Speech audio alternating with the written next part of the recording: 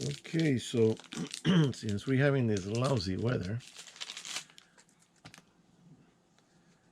that it not only did it rain, but it's muggy. It's muggy, and that's it's not pleasant. But it's a good weather to smoke a cigar because when it's 100 degrees, you don't want to smoke a cigar.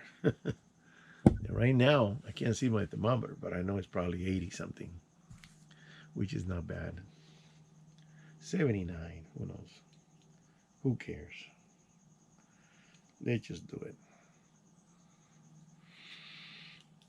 So this one, to my surprise, this cigar, the Bone Shaker,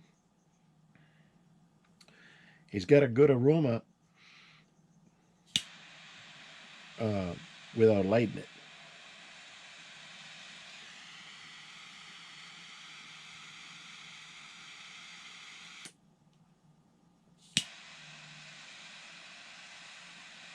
I like these lighters, like an F16. Look at this, and that's on low. Ah, so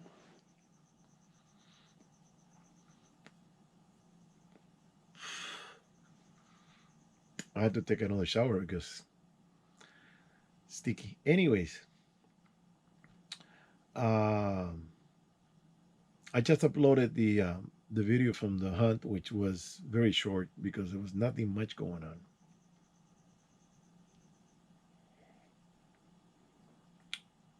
Nice coffee, and then I was kind of replaying it in my head, and I said, "Why did I miss so many times?" I know those birds are not easy to hit. People think, "Oh, you're killing a little bird." Those things are rockets. They 45 miles an hour, or probably more. And I had one that it was coming in, so I shot at it in a hurry because it just came out of a tree, and I just had to respond within a split second. I didn't really aim, but it came out of the tree. I shot. The bird put on the brakes in midair. It just went like woof and spread the wings, like and just and it. I shot it again. It, it went to the left. I shot it again. It went to the right, and then it took off. And I'm going, Jesus! I spent all three shots. I never shoot three times.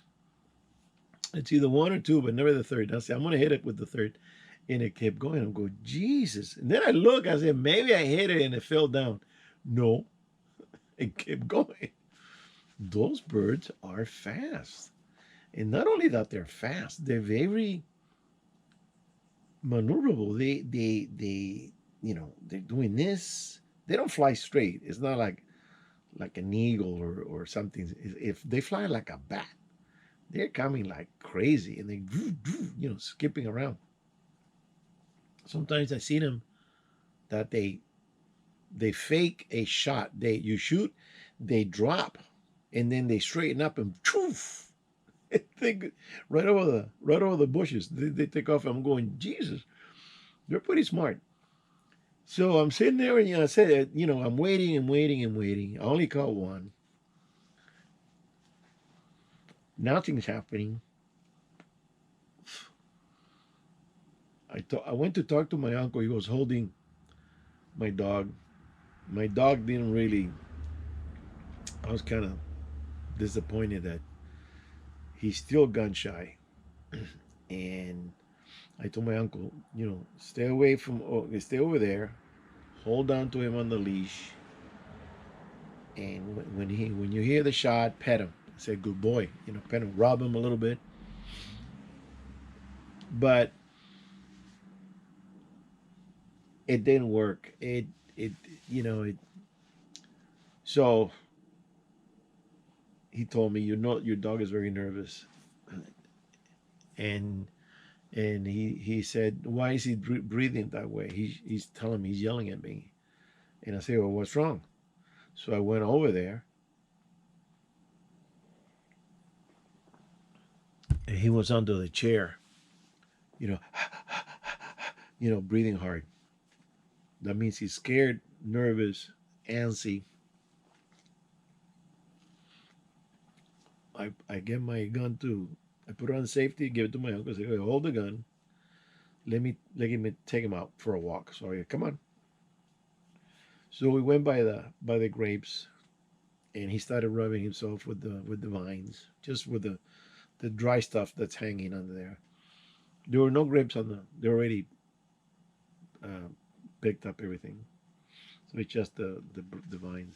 And I walked him for about half a block, and I said, "Okay, he's a little more relaxed. He's a little bit in the shade, even though he was in the shade on the other side too." I gave him that orangey. Where I put it? I think it's in the closet. I gave him that orangey jacket so the sun doesn't hit it because he really hates the sun.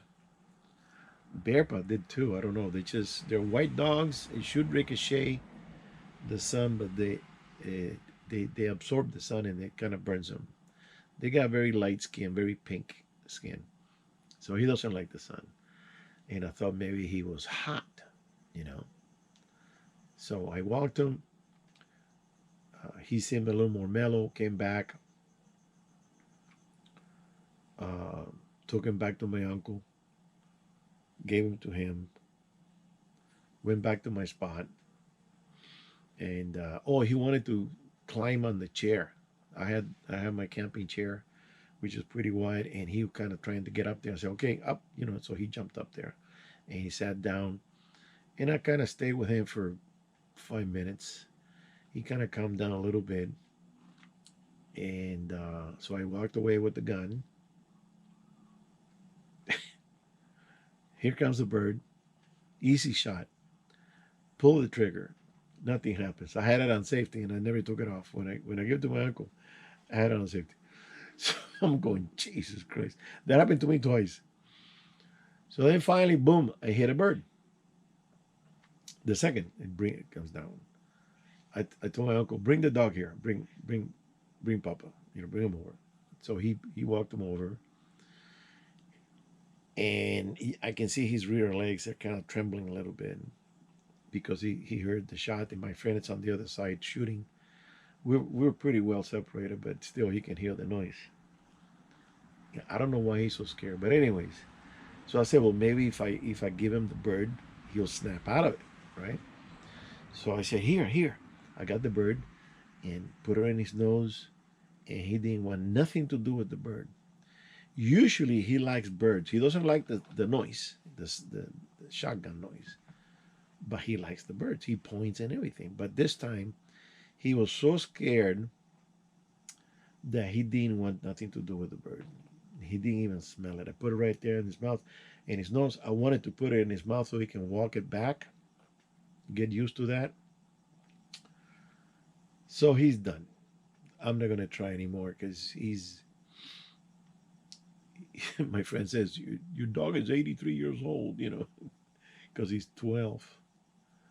And I think it's 7 years to 1 year, human year. So, yeah, he's old, but he's active. He likes to be out there and stuff.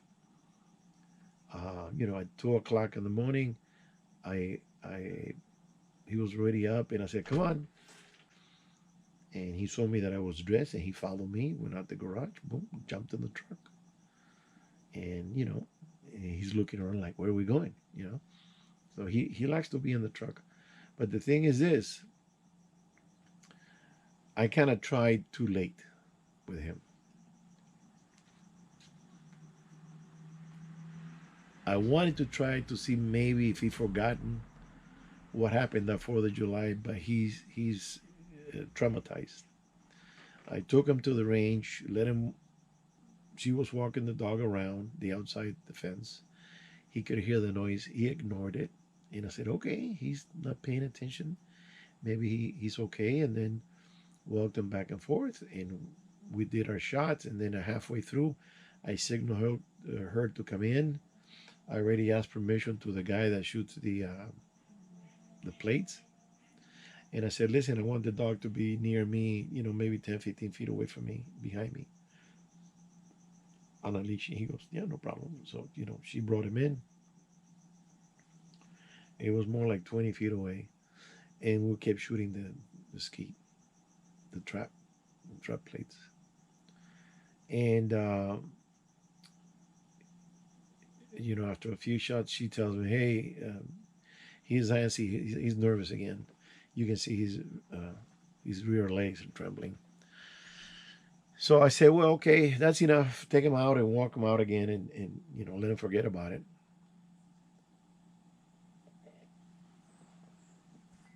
And it didn't work. I thought he would forget about it, but it didn't work.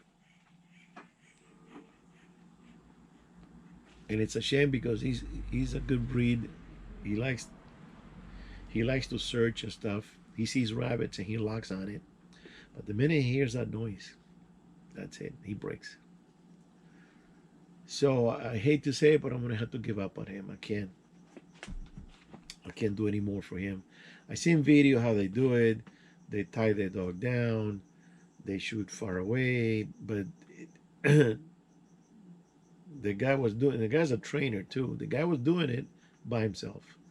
I think with a dog that nervous, uh, there should be somebody holding the dog and, you know, petting him. Good boy, good boy. Look at the bird. Something to get his mind off the noise, and then gradually coming closer until you can shoot. I don't want to shoot right over him. Never. I would never do that to any dog, really. But some dogs take it. I seen labs. The guy's right here, the dog is right there. He shoots a duck, and the dog goes out and gets him because from puppy he's being trained. The problem was that when he was a pup and the other one, they were both ready to go, but I didn't have the time. I had projects. I was working on a job uh, 35, 40 minutes away every day. I did that for 6 months, and I was working then in the office, and I didn't have the time to take them out, get a bird, shoot it. Everything here is very spread out. You have to shoot in the desert. I have to buy the birds in Riverside and then release them and make some noise. And I did that once. It didn't bother him. I was using a 22. The other one was going crazy, didn't like it, kind of spoiled everything. It takes time, it takes money, it takes effort, and I didn't have the time go shoot and stuff. But to do that, in fact, I did dedicate some time uh, when they were in the fourth year, I think it was. There's a trainer out here in the high desert, what they call the high desert. It was uh, it was almost an hour drive, and I did that every weekend for for 2.5 months, and I would take him out. The guy had uh, quails, and he he had a big field. He would plant the quails, and then I would release the dog. No shotgun, just release the dogs and let them run and find him, and they would find him and they would point. Then we did that, but the guy's telling me I'm running out of birds, and the guy I get them from, he doesn't have any more, and I'm going shit. So I said, okay, well, let's introduce the shotgun because we need to put them both, so they see that noise equals fun. Bird. You don't want to make noise for nothing because the dog needs to know what's going on.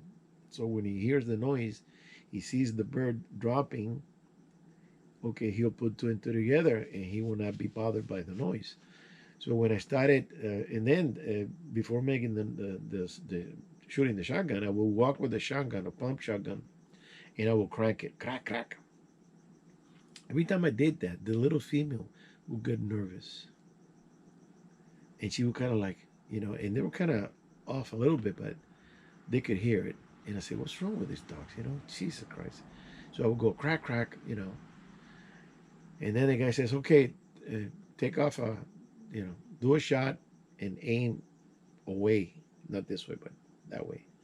I did. So I just went boom, and they stop on their tracks and they're looking. They didn't find the bird. I wasn't shooting at a bird. I was just making the noise. I should have thrown the quail, shot it, and then they could see it. Maybe that would have done something. But they were both, especially the male, they were both already gun shy. The little one didn't care for birds. She wanted squirrels. Because what happens is that a hunting dog has this prime time for training. And you got to give him all this information, bird, shotgun, the field, the obedience, the fetch, the bring, the point, everything. Go get it, that kind of thing. And when that was happening, when they were going crazy to learn, they were learning squirrels. They were chasing squirrels in the yard and looking out the window, top of the sofa, looking in. There was a squirrel. We used to have an avocado tree, and the squirrels will come in to eat avocado, and they will be in the window wagging their tails. And I say, "What you got? What you got?" And I look out the window. And there's a squirrel. So they thought that they were squirrel dogs, not bird dogs. So I said, "Well, maybe I can save." The other one passed away 2.5, almost 3 months, and it hurt me a lot. I said, "Well, maybe I can do something with this one. Maybe I can." He forgot about it and everything, and no, he didn't. Because what happened was that we went to a barbecue. We left them in the yard like we always did, paying each other company, lights on. 4th of July barbecue. Went to a barbecue, and in the middle of the barbecue, we get a signal because he has a tracker, and it said the dog is out of the field, the area, meaning that he escaped. So we got in the car, said goodbye to everybody, got in the car and ran over here. The dog wasn't in the yard. So we're looking and we're calling and I'm whistling. This is at night. This is already about 10:30 or so. Everybody on the block, especially the asshole that moved down here a year before, he said no. He didn't know that in this city you cannot shoot fireworks. It's illegal. When I came here looking for the dog, this looked like Vietnam. Everybody on the block down the other side. So we looked at the phone on the map and it shows where he was. He was 2 blocks away. And he was running down the street, all excited and tongue hanging out from being all, antsy and nervous and scared. And I said, there he is. My neighbor helped me look. He went the other way. I said, he's spread out here somewhere. We finally found him. And then I said, get over here, and whistle and said his name. He came running and jumped in the truck, get back to the house. And his heart was, So that day, completely screwed him. Because I don't know how long he was back there and how early that they started shooting fireworks. Maybe they started at 6:30 or 7, so it was dark. And he probably heard this for 3 hours till he couldn't take it anymore. He jumped the fence and took off. Anyway, so he's his father was national champion, so he's got good breed. So the only thing left for me to do, if I want to have a hunting dog, because I've been really thinking about it,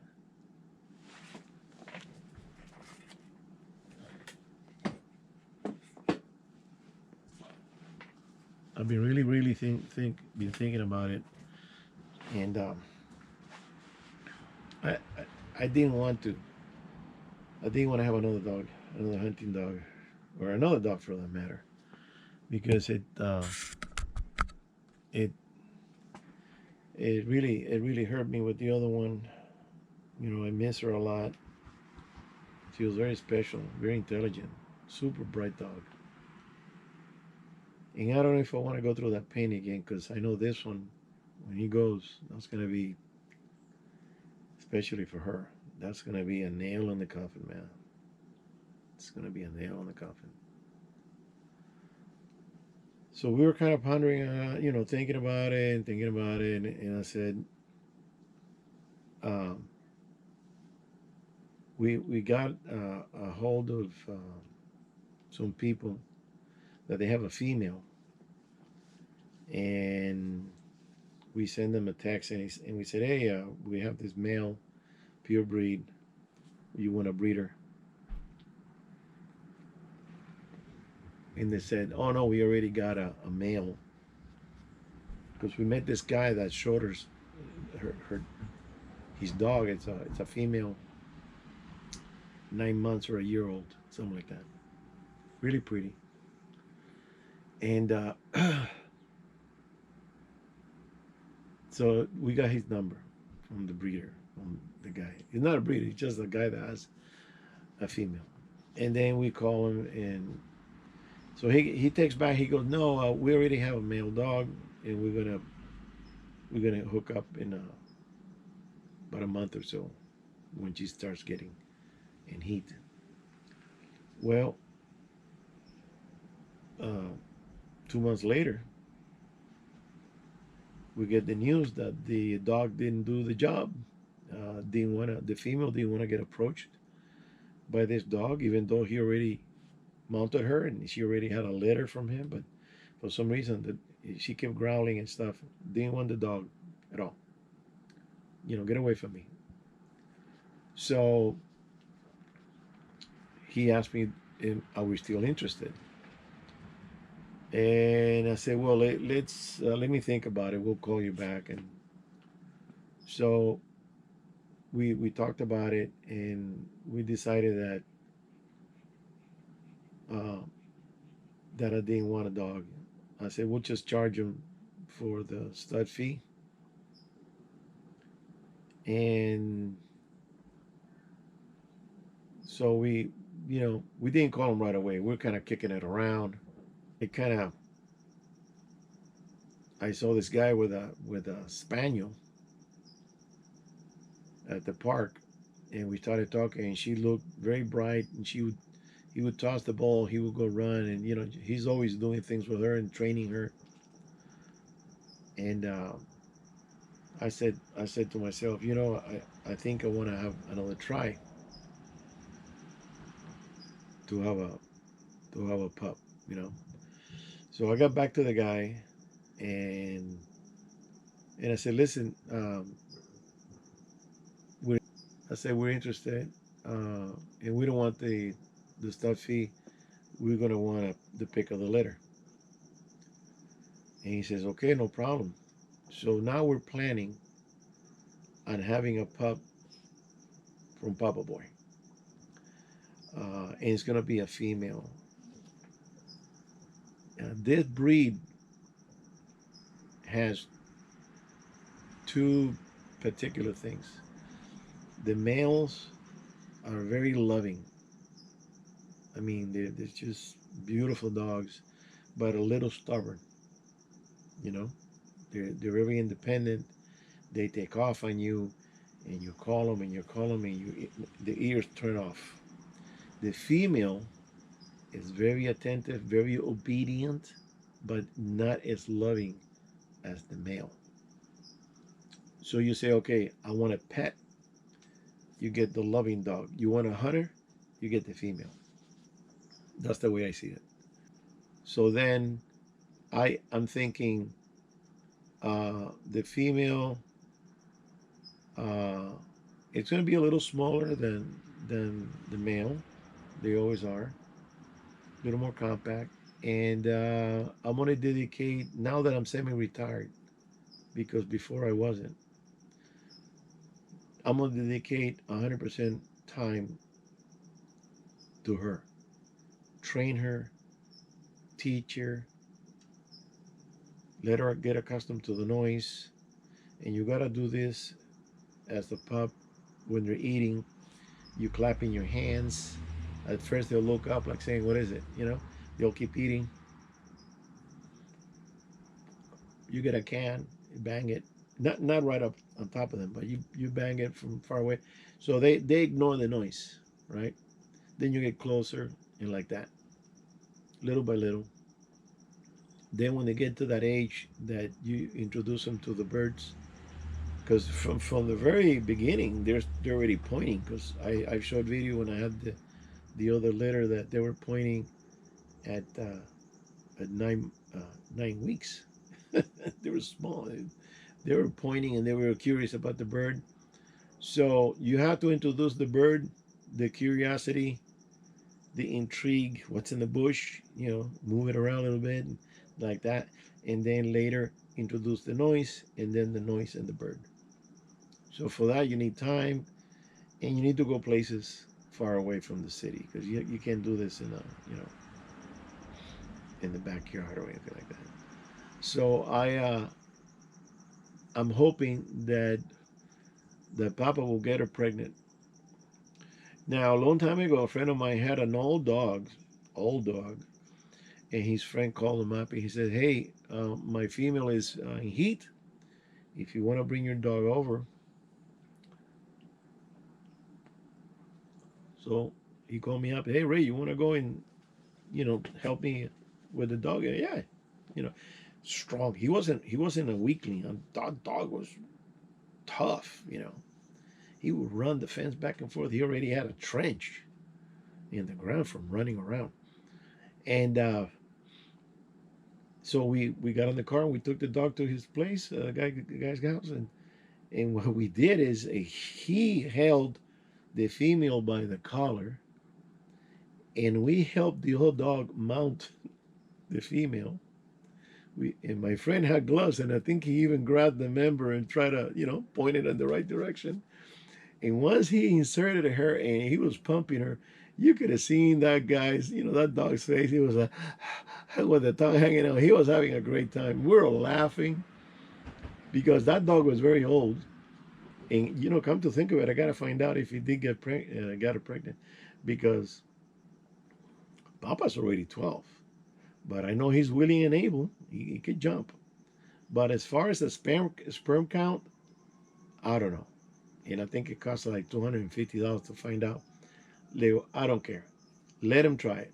And if the dog is not agreeable, doesn't want him to near, we're gonna have to do the sequestering. You grab her, I'll put him in place, let him go at it, and let's see what's gonna happen. There's a few places up north that they have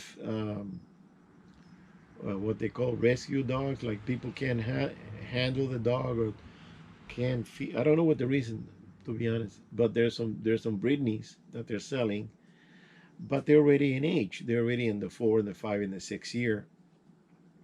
That's going to be more like a pet. If you want this dog to be a hunter, you need to start early.